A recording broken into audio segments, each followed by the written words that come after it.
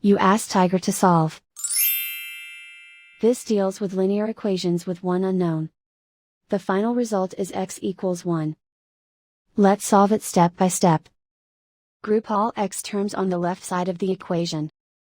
Subtract 3x from both sides. Group like terms. Simplify the arithmetic. Group like terms. Simplify the arithmetic. Group all constants on the right side of the equation. Subtract 4 from both sides. Simplify the arithmetic.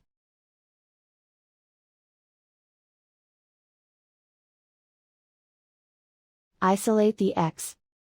Divide both sides by -7. Cancel out the negatives. Simplify the fraction. Cancel out the negatives. Simplify the fraction. And so the final result is x equals 1.